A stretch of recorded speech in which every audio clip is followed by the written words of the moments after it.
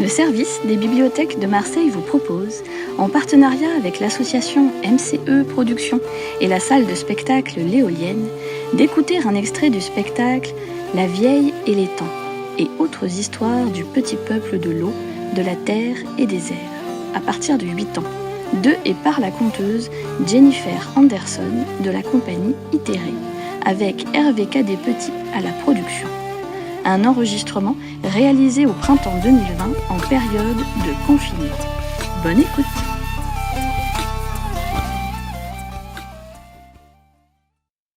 Au tout début, il y a très longtemps, tout ici n'était que glace et grandes étendues blanches silencieuses. Un jour, la terre s'est réchauffée, la glace a fondu et l'eau partout sur le sol s'est répandue. Un étang s'est formé. Des algues, des mousses, des fleurs, des arbres ont poussé. Un petit peuple venu de l'eau, de la terre et des airs s'est installé. Poissons, grenouilles, salamandres, lézards, serpents, crapauds, araignées, libellules, papillons, oiseaux, belettes, souris, loutres, renards. Le temps a passé, l'étang a grandi, vieilli. C'était le plus vieil étang. Non loin de là, il y avait une cabane, et dans cette cabane vivait la plus vieille femme. Un jour, la vieille femme et l'étang se marient. Vous auriez pu les voir si vous aviez été dans les forêts qui cachent. Elle, pour parler à son époux, plongeait dans ces eaux calmes et tranquilles, et elle nageait en lui, doucement, comme ça. Souvent, le vieil étang prenait sa chère vieille femme dans ses bras, la portait de toutes ses forces, et elle flottait légère sur le dos, bras grands écartés à la surface des eaux douces de son époux. Le jour, il se réchauffait à la lumière du soleil, écoutait le vent, les oiseaux, le bavardage incessant des insectes. Et le soir, sur un lit de mousse, la vieille se couchait contre le lit de son mari et tous les deux s'endormaient, bercés par le chant des grenouilles. Ils étaient bien, heureux. Les nuits de pleine lune, la vieille et l'étang avaient du mal à trouver le sommeil. L'étang demandait alors à sa femme de lui raconter des histoires. La vieille femme s'asseyait au bord du lit de son époux et les pieds nus dans l'eau racontait.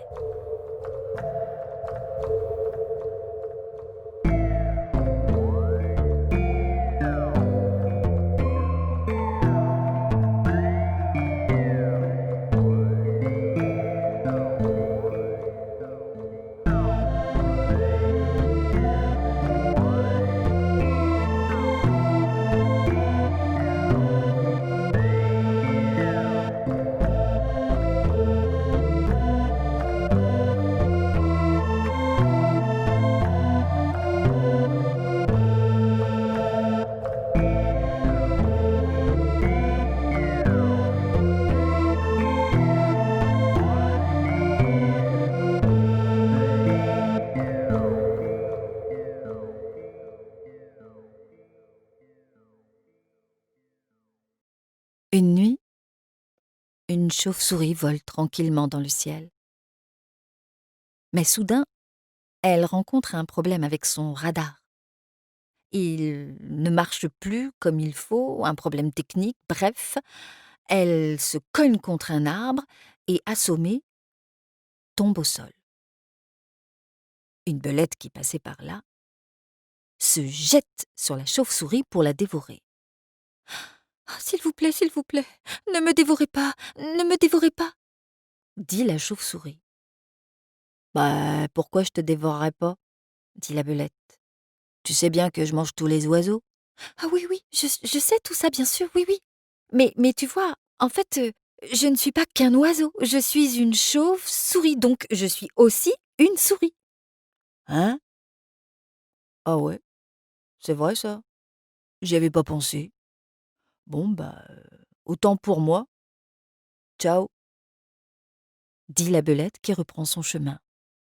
La chauve-souris repart. Elle vole pendant une vingtaine de minutes quand soudain, de nouveau, son radar lui dit n'importe quoi et paf! Cette fois, elle se cogne contre le mur d'une maison. Elle tombe sur le sol quand une autre belette, qui passait par là, se jette sur elle pour la dévorer. « Oh, s'il vous plaît, ne me dévorez pas, ne me dévorez pas !» dit la chauve-souris. « Bah, pourquoi je te dévorerais pas, hein? Tu sais bien que je mange toutes les souris !» dit la belette. « Oui, oui, oui, bien sûr, je sais tout ça, oui, oui. Mais tu vois, en fait, regarde, je ne suis pas qu'une souris. J'ai des ailes. Je vole, je suis une chauve-souris, donc je suis aussi un oiseau. Tu vois, j'ai des ailes. Ah ouais, c'est vrai ça, j'y avais pas pensé. Bon, bah, autant pour moi, hein, dit la belette, qui poursuit son chemin. La chauve-souris se remet de ses émotions, puis reprend son vol. Comme quoi, bien souvent, pour échapper au danger, il faut savoir s'adapter aux circonstances.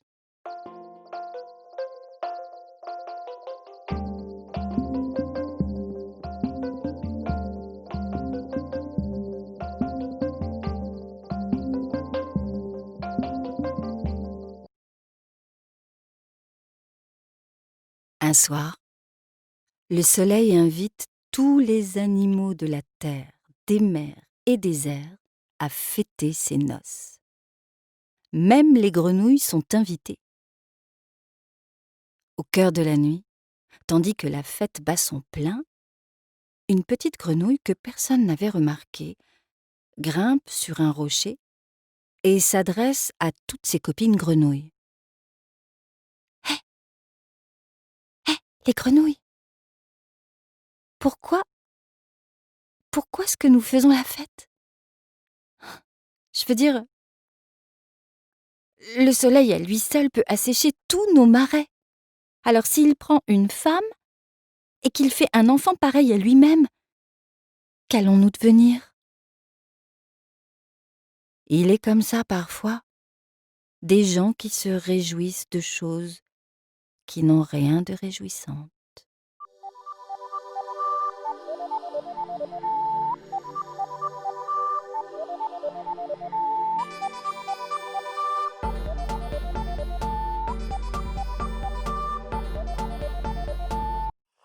Une nuit, à la lisière d'une forêt au bord d'un lac, la lune énorme, pleine, ronde et brillante se lève.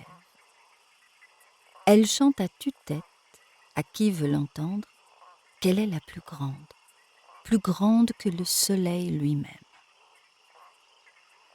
Le lac, tout petit, entend les vantardises de la lune et lui dit « Ah, prétentieuse, regarde-moi et tu verras que c'est moi le plus grand. » La lune se penche et voit son reflet dans le lac. « Tu vois ?» dit le petit lac. « C'est moi le plus grand, puisque tu tiens tout entière dans mes eaux et qu'il reste même de la place. » La lune piquée se fâche, s'emporte. Une querelle de tous les diables éclate entre les deux vantards quand leur cri réveille un mulot. Le rongeur sort de son terrier, s'étire, bâille si fort que son œil gauche se ferme. Et avec son œil droit ouvert, il regarde le lac, puis la lune, et dit « Ah, elle est vaniteux. En fait, le plus grand de tous, c'est mon œil droit, puisqu'il vous contient tous les deux. » Et sur ces entrefaits, une chouette arrive, plonge sur le mulot, oups, et l'engloutit tout entier. « On voit maintenant qui est le plus grand, dit la chouette. c'est mon estomac, puisqu'il contient le rongeur, son œil, le lac et la lune.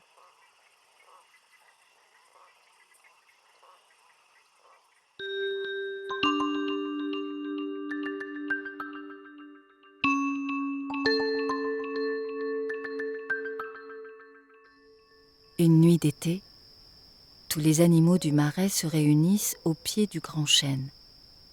Ils attendent, fébriles, agités.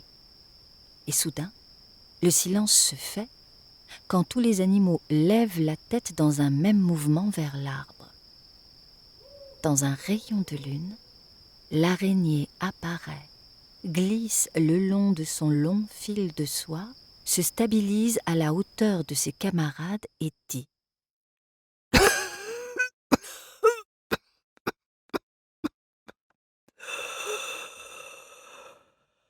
Chers amis,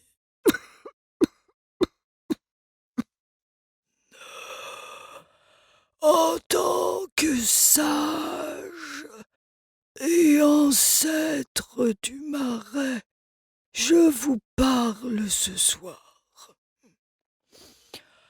L'heure est grave.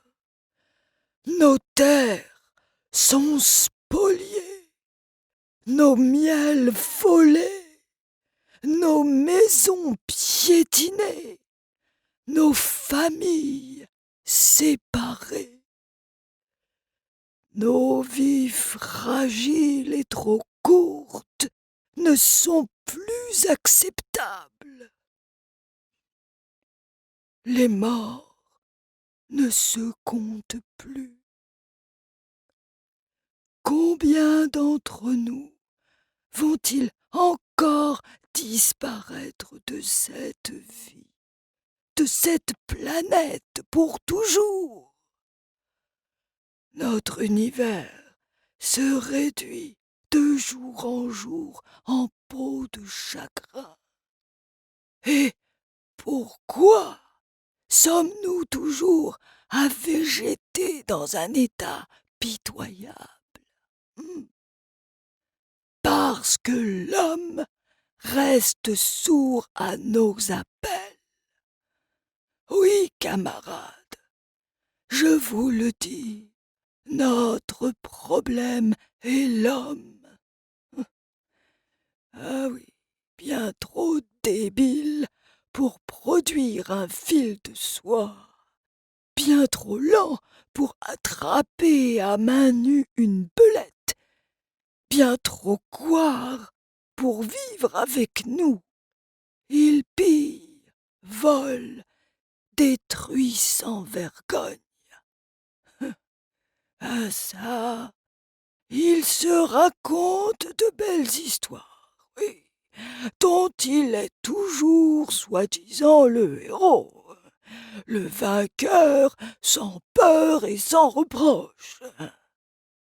Mais l'homme est la honte du règne animal. Camarades, je vous le dis, réveillez-vous, aiguisez vos dards, crachez vos venins, acérez vos crocs. L'heure de la révolution a sonné. Quand l'araignée a fini son discours, aussitôt un brouhaha des cris d'enthousiasme s'élève dans les airs. L'araignée disparaît le long de son fil de soie dans l'arbre comme elle était venue, et à peine a-t-elle disparu que c'est le silence. Plus un cri. Rien. Les animaux, perplexes, se regardent, quand soudain, l'un d'eux d'une petite voix lance: Bon, par quoi on commence ?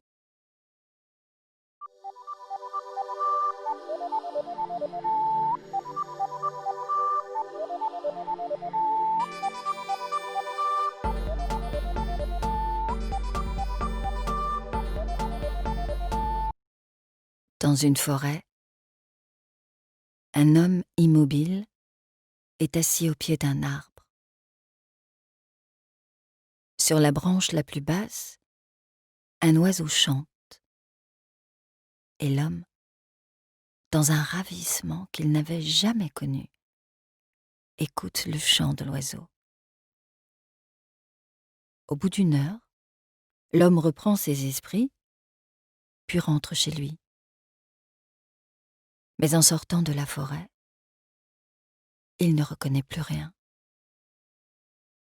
Son village n'est plus que ruine, et les gens qu'il croise, non seulement sont habillés d'une curieuse façon, mais surtout, tous sont de parfaits inconnus. L'homme interdit marche devant lui, quand dans une allée offerte aux ronces, il aperçoit une pierre tombale, sur laquelle le nom de son épouse est gravé. L'homme aussitôt arrête un passant et lui demande la date du jour. 300 ans s'étaient écoulés. Ce que l'homme avait cru être 1 heure était 3 siècles. Pendant 300 ans, il avait écouté le chant d'un oiseau. Les feuilles des arbres étaient tombées 300 fois autour de lui et 300 fois avaient reverdi alors que lui n'avait pas vieilli. Pendant tout ce temps, la mort l'avait même oublié.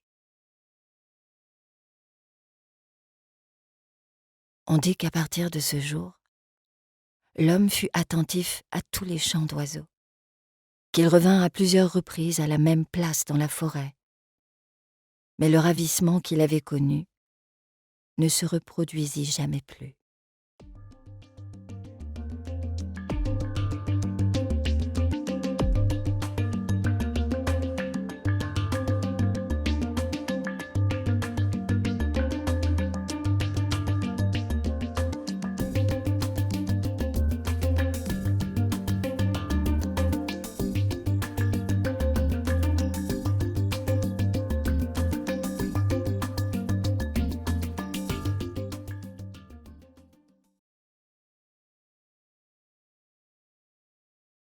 Les années passèrent. La vieille femme et le vieil étang coulaient des jours paisibles. Jusqu'au jour où une terrible sécheresse frappe toute la région. Jour après jour, les sources se tarissent, les rivières, les marais s'assèchent. Et très vite, le petit peuple de l'eau, de la terre et de l'air se meurt. Jour après jour, le vieil étang maigrit, maigrit. Il n'est maintenant plus qu'une ombre dans son grand lit. Et un matin, lorsque la vieille femme se réveille, son époux s'est évanoui. Son lit est totalement vide. Chaque jour, chaque nuit, la vieille femme implore le ciel de lui rendre son cher époux. Les jours, les semaines passent, quand une nuit, un orage éclate.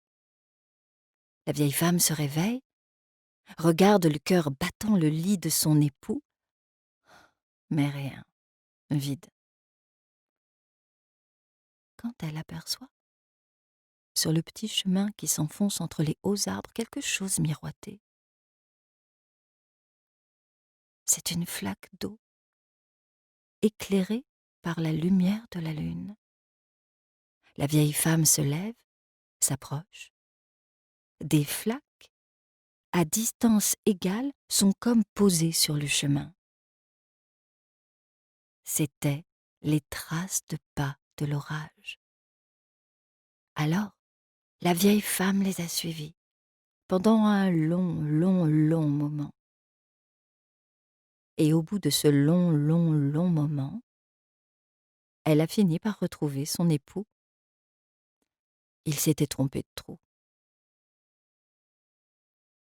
Très doucement, avec beaucoup de patience, dans le creux de ses mains. La vieille femme a ramené son mari dans son lit.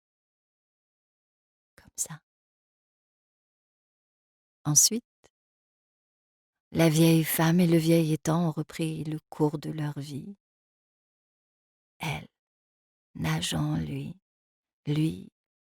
l'enveloppant de ses bras. Ah, vous auriez pu les voir si vous aviez été dans les forêts qui cachent.